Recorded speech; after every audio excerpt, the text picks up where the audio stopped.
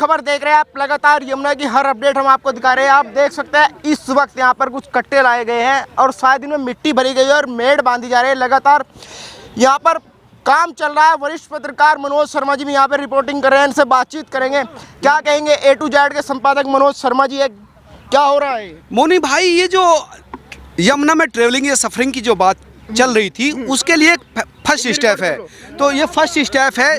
दरअसल जब आप देखेंगे यमुना से कोई नाव आती है या फिर क्रूज आएगा तो यमुना के घाट से थोड़ा दूर रहता है। क्रूज चलेगा यहाँ पे? चलेगा क्यों नहीं, जब सरकार जो है कह रही है, प्रॉमिस किया तो क्रूज जरूर चलेगा। तो जब वो यमुना के किनारे पर उतरेगा तो वो यमुना के किनारे पर नहीं चढ़ सकता। अभी तो नाव किनारे पर है लेकिन इस तरह से नहीं होती, वो थोड़ा डिस्टेंस में रहता है। तो उसमें जो ट्रेवल करने वाले व्यक्ति है वो कैसे उतरेंगे? तो इसी प्रॉब्लम को देखते हुए यहाँ पर एक ट्रैक का निर्माण किया जा रहा है। इस ट्रैक में जब व्यक्ति बाहर से आएगा तो पैर रख के यहाँ तक नाव रहेगी और यहाँ से नाव रहेगी यहाँ पर, और पैर यहाँ कूदेगा तो फिर इस पर पैर रख सकता है। अगर ये पक्का नहीं होगा तो ये मिट्टी के पानी के साथ बह सकती है, क्योंकि लहरें आती है, कई बार पानी बढ़ जाता है तो लहरें आती हैं, तो लहरें के साथ मिट्टी बह सकती है। तो इसी को देखते हुए दिल्ली सरकार के अधिकारियों ने, कर्मचारियों ने निर्णय लिया कि यहाँ पे पक्का फाउंडेशन बनाया जाए ताकि किसी तरह की दिक्कत उन लोगों को ना हो जो यहाँ पर जो है उतरना चाहते हैं। चाहे वो कर्मचारी भी है जो सफाई का काम करते हैं, वो लोग लगातार उतरते हैं इस तरह के। लेकिन उन्होंने देखा कि देखो वहाँ पर देखेंगे तो वहाँ कटी हुई है, यमुना का तट कटा हुआ है। तो ये स्थिति ना बनी रहे, इसलिए यहाँ पर इस सॉलिड फाउंडेशन की जो है नींव रखी जा रही है। ये अपने आप में बड़ी बात है। लगातार आप एक हफ्ते से ग्राउंड रिपोर्टिंग कर रहे हैं, तो क्या क्या अपडेट यहाँ पे आपको देखने को मिला? पर डे कुछ ना कुछ नवीनता रहती है, ये अच्छा भी लगता है। देखो किसी भी खबर पर आपको रुके रहने के लिए खबर की एक तासीर होती है नवीनता। दर्शक नवीनता देखना चाहता है, नया देखना चाहता है। तो आप कल देखेंगे तो कल कुछ और था, आज देखेंगे तो आज कुछ और है, कल देखेंगे तो कल कुछ और चीजें यहाँ पर दिखने को मिलेगी। तो ये अपने आप में मीडिया की भी क्यूरियोसिटी समाप्त होती है। जो व्यूअर्स हैं हमारे, वो भी लगातार उनको भी अपडेट मिलता रहता है कि भाई आज कुछ ना कुछ हो रहा है, अलग हो रहा है। ये चीजें कल किसी ने नहीं सोची थी। जेट की बात हो रही थी, नाव की बात हो रही थी, क्रूज की बात हो रही थी, लेकिन क्रूज कैसे चलेगा, कैसे यहाँ पर आएगा, वो अब दिख रहा है। ये दिख रहा है कि आज मैं सीएम जो है रेखा गुप्ता से मिला भी हूँ, बलसवा लैंडफिल साइड पे गई थी। मैंने उनसे पूछा भी था कि यमुना को लेकर क्या प्लान है, क्रूज जो चलाया जाएगा। तो उन्होंने कहा कि नहीं, मैं जरूर इस पे काम कर रही हूँ। तो उनका ये कह रहा है, तो सरकार जो है टॉप गियर में काम कर रही है। तो उस टॉप गियर की जो स्पीड बढ़ने से पहले जो गाड़ी की स्थिति दिखती है वो दिख रही है। क्या लग रहा है कितने दिनों में क्रूज चल जाएगा? कितने दिनों में लोग गोवा वाला मजा यहाँ पे ले पाएंगे? देखो वो ऐसे नहीं कर सकते कल चल जाए, एक महीने में, उसके लिए समय चलता है। उसके लिए पूरा एस्टेब्लिशमेंट, अभी तो उसका बिड जारी किया गया है, कौन सी कंपनी इसमें इंटरेस्टेड है, कितने पैसे लेगी।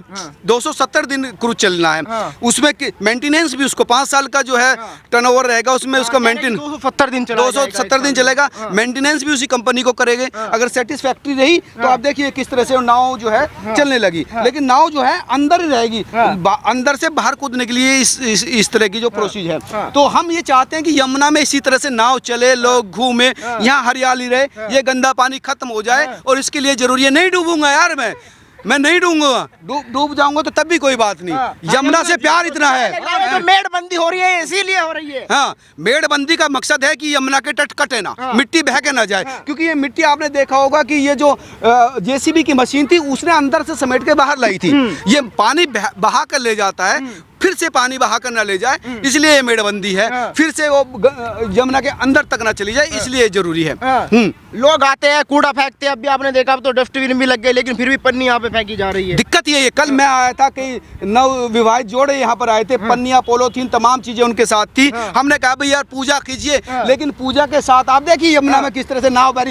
ये जो दृश्य है ना, ये दृश्य बड़ा मनमोहक है, बड़ा मनमोहक दृश्य है। ये नदी की वो प्रकृति है जो सदियों से चली आई, नाव बहती हुई, मल्ला गाता हुआ, लोग गीत सुनते हुए।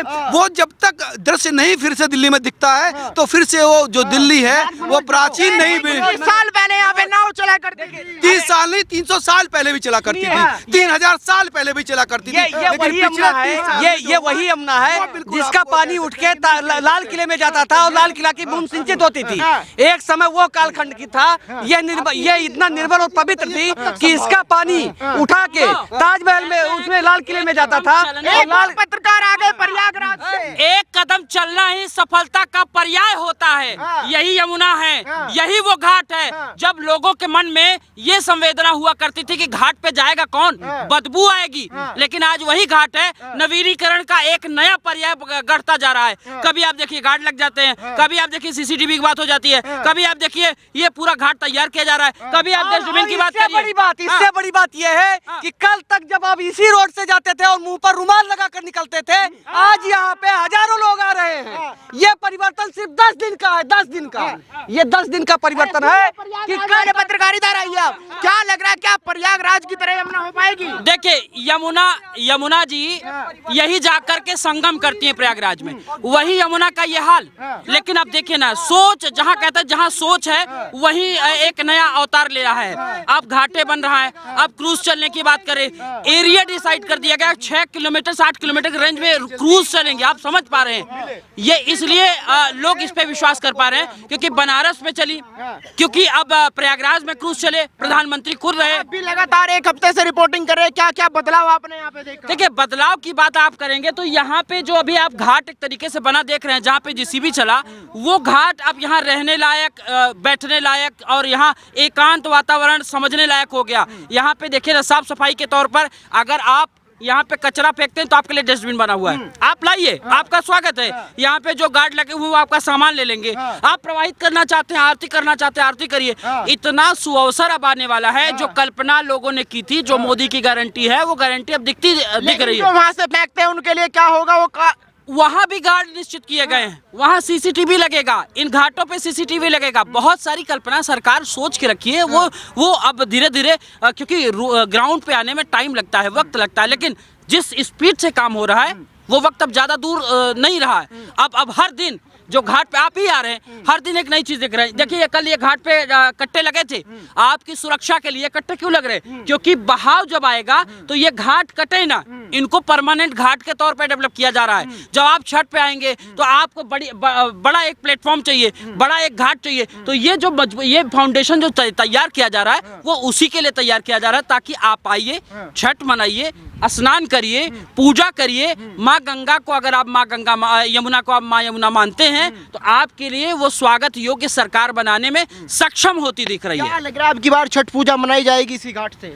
देखिए, छठ घाट इसको बनाया गया है, तो छठ घाट तो पहले से था, लेकिन पहले क्या था यहाँ पे? पहले बदबू थी, पहले गंदगी थी, स्नान करने से लोग डरते थे। लेकिन अब ये अवसर आने वाला है कि यहाँ पे जो 28 में बात कर रहे हैं ना डुबकी लगाने की, वो अवसर बहुत जल्द आने वाला है। और इस बार मान लीजिए डुबकी लगाए ना लगाए, लेकिन छठ का जो कार्यक्रम होगा ना, वो अद्भुत होगा, विहंगम होगा, जिसको देखने के बाद अच्छे जो दुर्नीति वाले हैं ना, उनकी हालत खराब हो जाएगी। तो दोस्तों, आप लगातार बने रहिए ग्राउंड खबर पर। हर दिन हम आपको यमुना की अपडेट ऐसे दिखाते रहे।